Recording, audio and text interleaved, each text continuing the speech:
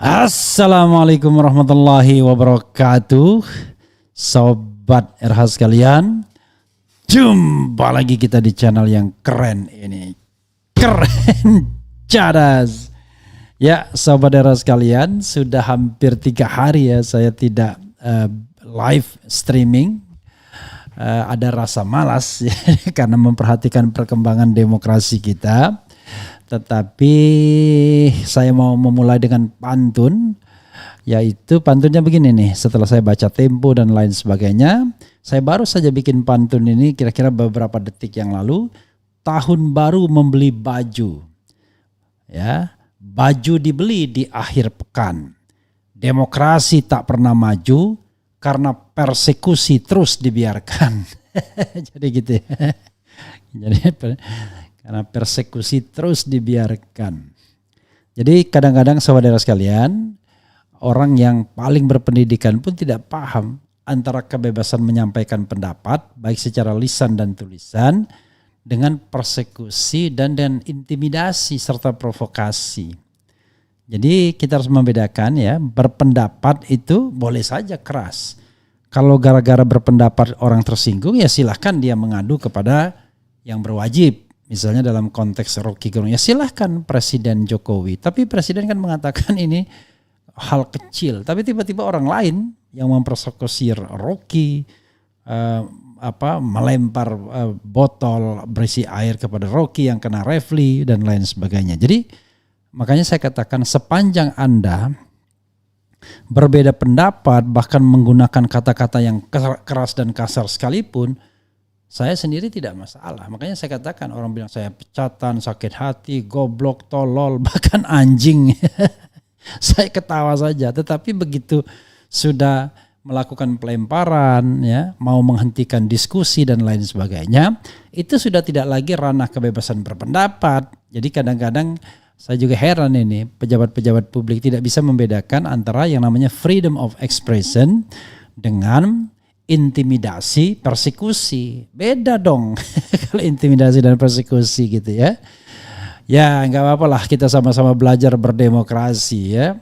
Lalu kalau saya dikaitkan dengan saya, kapan saya menghina kekuasaan? Kan tidak pernah. Yang ada adalah saya mengkritik kekuasaan dengan bahasa yang bagi sebagian orang masih terbilang halus ya. Bandingkan coba dengan para buzzer kalau membuat pernyataan-pernyataan itu nggak mikir lagi dia. Karena merasa dilindungi ya. Oke, sobat semuanya, ini ada hal yang menarik.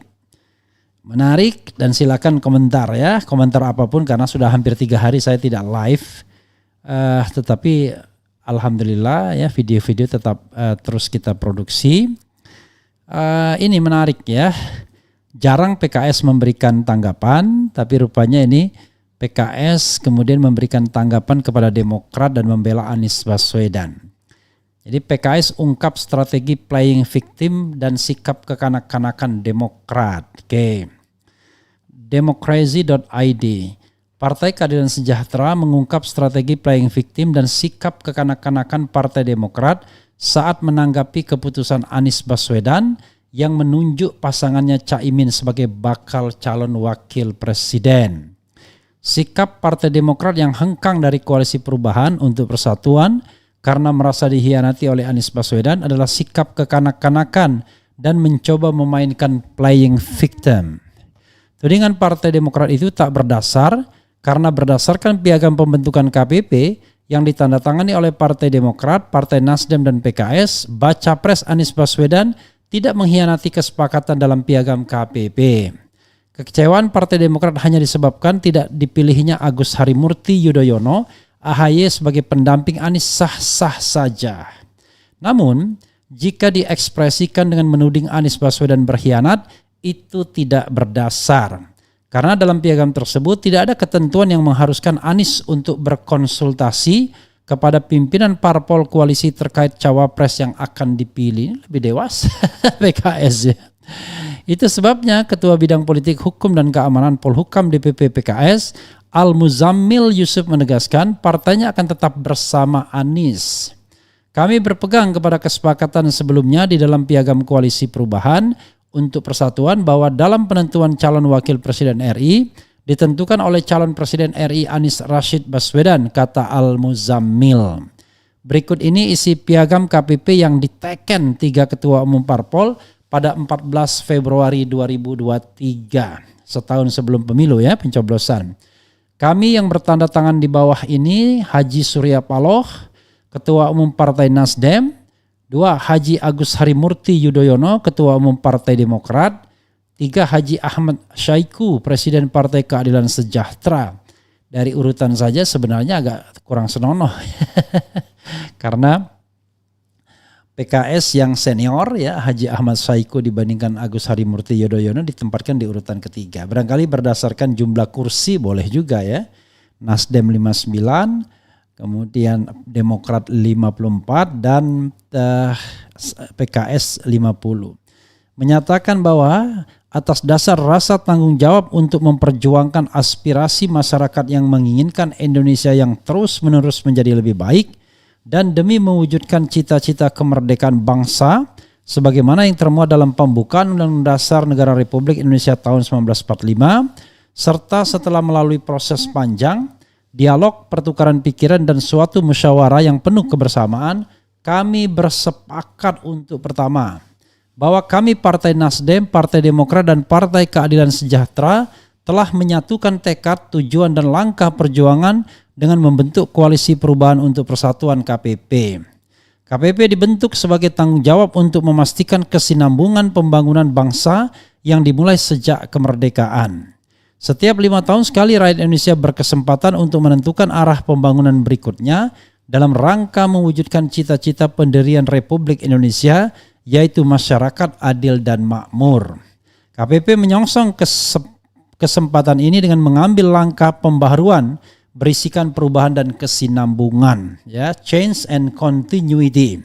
Kedua, bahwa kami telah mencapai kesepakatan untuk secara bulat menetapkan Saudara Haji Anies Rashid Baswedan sebagai calon presiden 2024-2029. Ketiga, bahwa kami memberikan mandat penuh kepada calon presiden Saudara Haji Anies Rashid Baswedan untuk memilih calon wakil presiden dan membentuk pasangan yang mampu memenangkan pemilu 2024 dengan kriteria sebagai berikut. Berkontribusi dalam pemenangan diwujudkan dengan tingkat elektabilitas yang tinggi dan tingkat kerentanan politik yang rendah. Berkontribusi dalam memperkuat dan menjaga stabilitas koalisi. Berkontribusi dalam pengelolaan pemerintahan yang efektif. 4. Memiliki visi yang sama dengan calon presiden. Berkomitmen membangun kebersamaan sebagai duit tunggal. Keempat, bahwa dalam waktu yang tidak terlalu lama KPP akan menyelenggarakan deklarasi dan mengumumkan pasangan calon presiden dan wakil presiden 2024-2029. Kelima, bahwa kepada calon presiden diberikan keleluasaan untuk berkomunikasi guna membangun kerjasama dengan partai-partai yang kini memiliki kursi di parlemen untuk pada akhirnya dapat memperluas basis dukungan politik. Keenam, bahwa untuk menyelenggarakan keputusan KPP dibentuk sekretariat yang merupakan kelanjutan dari tim persiapan Koalisi Perubahan untuk Persatuan, tim kecil. Demikian kesepakatan ini diambil Jakarta 14 Februari 2023. Ya benar, nggak ada yang dilanggar ya untuk mengatakan Anies pengkhianat. Justru Anies harusnya diberikan apresiasi karena bisa mengembangkan basis dukungan, yaitu masuknya Partai Kebangkitan Bangsa. Harusnya berterima kasih. Yang kedua, adapun kemudian yang dijadikan calon wakil presiden adalah Muhaimin Iskandar, yaitu juga dalam rangka untuk dengan tadi untuk kemenangan dan lain sebagainya, kriteria-kriteria yang sudah diwujudkan dan terlihat kan. Ketika mereka berpasangan, ya terlihat bahwa mereka punya chemistry. Jadi kalau chemistry dengan AHY terlihat lebih formal, ya kesannya memang formal, tapi chemistry dengan Caimin jauh lebih alamiah, lebih informal, lebih santai. Mungkin karena Caimin dalam konteks ini ya satu leading ya dengan Anies Baswedan. Caimin angkatan 87 di UGM. Anies Rashid Baswedan angkatan 89. Jadi sebenarnya kalau kita melihat ini, kalau misalnya Demokrat berbesar hati, harusnya dia melihat wah ini peluang menang lebih besar. Ya kan? Tapi karena tujuannya barangkali hanyalah untuk mendudukkan AHY sebagai calon wakil presiden dan harapan itu membuncah karena ada semacam janji dari Anies, maka kemudian yang terjadi adalah kekecewaan. Maka dalam konteks ini Sobat Era sekalian, ada dua hal kesimpulannya. Pertama, Anies tidak mengkhianati piagam koalisi karena tidak ada yang dia langgar. Hak dia untuk menentukan wakil presiden. Masuknya PKB malah merupakan perwujudan dari piagam, yaitu memperluas basis dukungan. Tetapi kalau akhirnya Demokrat kecewa, itu hak dia juga. Tetapi kekecewaan itu menurut saya tidak berdasar akhirnya, kecuali kalau seandainya tujuan untuk masuk dalam koalisi adalah menempatkan AHY sebagai wakil presiden. Itu ya Sobat Era sekalian, kalau kita lihat sepintas, 2 pintas, 3 pintas, 4 pintas. Tapi ya sekarang nasi sudah menjadi bubur. Demokrat tidak lagi melihat ide perubahan sebagai hal yang penting. Yang paling penting adalah bagaimana kemudian mencari pelabuhan baru. Nah, itu sama dengan seorang tokoh yang saya tidak mau sebutkan namanya, yang awalnya bersedia ya merasa punya chemistry juga dengan Anies, tapi tiba-tiba ketika sudah ditetapkan Caimin langsung mendeklarasikan bahwa pendukungnya tidak boleh lagi memilih pasangan Anies Caimin, yang tersedia tinggal Prabowo dan Ganjar Pranowo. Jadi kalau kita mau jujur, betapa banyaknya ya elit-elit politik ini ya hanya memperjuangkan diri dan kelompoknya saja, tidak memperjuangkan ide dan gagasan yang besar sesungguhnya, tapi memperjuangkan kelompoknya saja. Berkhianat itu menurut saya kalau Anies Baswedan tiba-tiba lari lari ke koalisi Prabowo dan jadi wakil presiden di sana, itu berkhianat namanya. Atau kemudian lari menjadi wakil presidennya Ganjar Pranowo, nah itu namanya berkhianat. Tapi sepanjang dia tetap di koalisi perubahan lalu menunjuk wakil presidennya Caimin bukan dengan pertimbangan yang dipaksa ya, kata Anies kan pernah mengatakan begini, apakah Anda merasa terpaksa? Kalau terpaksa dan petugas partai itu kalau yang disodorkan itu diterima saja. Yang misalnya Surya Paloh menyodorkan anaknya sendiri, keponakannya sendiri, nggak jelas orangnya. Tapi ini yang disodorkan barang bagus. Caimin mungkin tidak lebih populer dibandingkan AHY, tapi coba lihat nanti ya, elektabilitas Caimin setelah ini pasti naik. Tapi yang paling penting adalah keterlibatan PKB untuk menjadi bagian dari koalisi. Makanya saya katakan it is a good news for the unity of Indonesia. Ya, kenapa begitu? Karena mewakili 3 unsur yang penting, yaitu nasionalis di tengah, Islam kanan yang diwakili PKS, Islam kiri yang diwakili PKB. Jadi semacam trisula, tombak maut. Kalau dalam pertandingan sepak bola ini, trisula itu ya sering begitu juga ya. Satu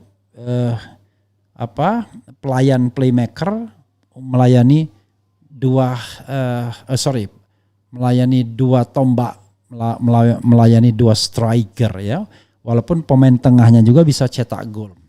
Itu saya tuh ingatan saya kalau tim Argentina pada tahun 1994 ketika ada 3 pemain ya, yaitu Batistuta di kanan, tombak kanan, Abel Balbo di kiri, dan kemudian di tengah Maradona.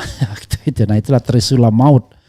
Ya, pernah saya lihat Maradona membawa bola, Batistuta, Abel Balbo sudah berlari, orang mengira akan diumpankan, tapi ternyata Maradona menembak langsung dan gol. Sayangnya Maradona pada waktu itu ketangkap as usual ya,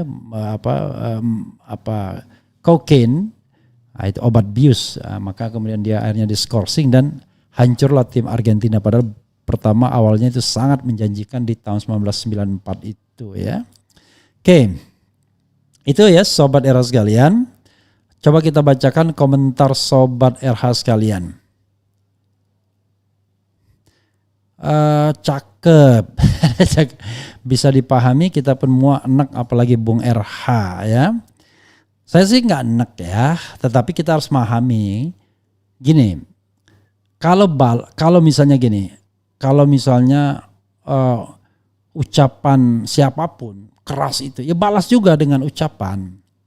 Jangan ucapan dibalas dengan timpukan atau ucapan yang 1 bulan yang lalu dibalas dengan persekusi yang terus menerus. Padahal hukum kan sedang ditegakkan, ya. Asal proses hukumnya ya juga benar, ya. Karena saya tahu dari Rocky Gerung arahnya adalah menyebarkan berita bohong luar biasa ya tentang IKN dan tentang Omnibus Law. Sebentar lagi akan ada korban lagi di Undang-Undang 1 1946 yang sudah membawa korban Habib Rizik, Habib Bahar, Saganda Nenggolan, kemudian Jumhur Hidayat, Anton Permana, Gus Nur, kemudian Bambang Tri dan masih banyak lagi. Ya. Karena dengan mudahnya orang dikatakan menyebarkan berita bohong asal dia tidak disukai atau tidak sesuai dengan keinginan penguasa. Wah, gawat kita ya. Oke. Demokrat harusnya terima realitas politik dan introspeksi, jangan malah koar-koar nggak jelas. Oke. Setahu saya Ganjar terlibat EKTP kok nggak ada yang usut. I don't know exactly ya. Ask the question to KPK, not me. Kemudian sekarang semua tatanan hancur lebur, sesuatu yang seharusnya tidak mungkin menjadi mungkin. Sepanjang kepentingan penguasa dan oligarki semua bisa diatur. KPK mana berani usut korupsi KTP Ganjar. Mungkinkah Demokrat kembali ke koalisi perubahan setelah beberapa waktu yang lalu ngambek? Tidak ada yang tidak mungkin dalam politik. Ya. Hari ini kita ngambek, besok kita bisa berkoalisi. Itulah politik. Karena politik itu the art of possibilities dan sekali lagi adalah kepentingan. Mantap Bung RH, lanjutkan. Kemudian Bang bahas Ganjar yang kabur dari undangan kuliah kebangsaan FISIP UI. I don't know exactly, nanti saya baca ya beritanya. Ada yang gak berani datang ke UI. Oke. Semoga Demokrat tidak balik ke KPP, ribut ngurusin putra mahkota Cikeas. Oke. Bang bahas jubir Luhut yang mengatakan bahwa pelemparan botol ke Refli Harun adalah kebebasan berekspresi dan itu ekspresi wajar rakyat yang marah karena presidennya dihina. Saya sudah jawab pertama ya. Saya katakan ini orang nggak bisa membedakan antara kebebasan berpendapat baik secara lisan maupun tulisan dengan persekusi, dengan anarkis, tindakan yang anarkistis. Ya, di negara di dunia ini nggak ada yang namanya melempar, ya, berteriak-teriak menghalangi sebuah acara diskusi ilmiah itu adalah sebuah kebebasan berekspresi yang dilindungi konstitusi. Nggak ada. Coba cek di dunia ini.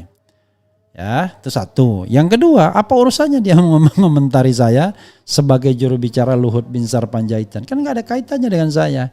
Urusan dia adalah sebagai juru bicara Menko Maritim. Loh, kok tiba-tiba dia mengungkit hal-hal ini ya? Oke lah, sudahlah. Kadang-kadang saya juga agak prihatin, banyak sekali pejabat-pejabat publik yang dibayar oleh uang negara, tidak kecil negara membayarnya, tapi kemudian bekerja tidak profesional, tidak pada tupoksinya. Kalau orang bebas semacam saya, semacam Rocky Gerung kan tidak dibayar ya, tidak dibayar oleh negara untuk berpendapat dan lain sebagainya. Jadi sebenarnya sederhana, kalau Anda ingin menjadi orang bebas, mau berpendapat ya berhenti dari tugas negara. Tapi kalau mau menjadi orang pengabdi negara enak kan, dibayar dan lain sebagainya. Tetapi konsekuensinya tentu ada batasan-batasan. Itu adalah pendapat yang normal di seluruh dunia ya, kecuali kalau kita bicara tentang kepentingan. Kalau yang ditimpuk Rocky Gerung nggak apa-apa. Tapi kalau yang dihina misalnya menteri nggak boleh. Jadi bayangkan, hinaan itu jauh lebih dilarang ketimbang timpukan. Itu kan cara berpikir kita begitu ya. Menghina tidak boleh, menimpuk boleh. Padahal yang kita bicarakan adalah bukan hinaan tapi kritik terhadap kekuasaan ya. Kemudian Anda tidak sendirian Bung Refli ya. Ya alhamdulillah. Tetapi saya tidak sedang memobilisasi massa. Saya hanya berbicara tentang pakem-pakem demokrasi, teori-teori berdemokrasi dan lain sebagainya. Oke. Eh, Apa kabar Bung Refli? Wah, kabar baik ya. Dari awal dibentuk KPP sudah kelihatan ambisi Demokrat untuk jadikan AHY sebagai cawapres. Wajar akhirnya sekarang kecewa karena ambisinya nggak tercapai. Luruskan niat untuk bangsa bukan untuk pribadi AHY.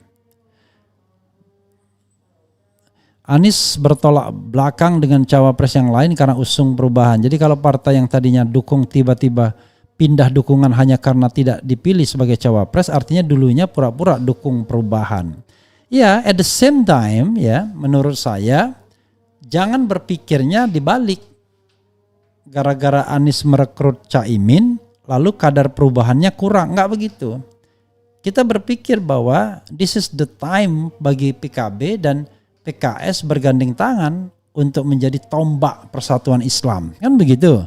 Artinya nanti ya anggap saja dalam perspektif kita ya PKB sudah sadar dalam perspektif kita. Tapi dalam perspektif PKB dia menganggap bahwa PKS sudah sadar. Nggak apa-apa. Yang paling penting adalah ini ada persatuan Islam sehingga menjadikan Islam Indonesia ini adalah Islam rahmatan lil alamin. Bukan Islam yang saling marking, saling mempersekusi dan lain sebagainya. Dulu kan saya sedih juga. Misalnya Ustadz Abdul Somad dipersekusi oleh kelompok Islam yang lainnya karena dianggap mengajarkan sesuatu yang berbeda, padahal persoalannya adalah yang satu kritis pada pemerintahan. Jadi itu ya sobat era sekalian yang harus kita lihat dan kita pahami. Oke.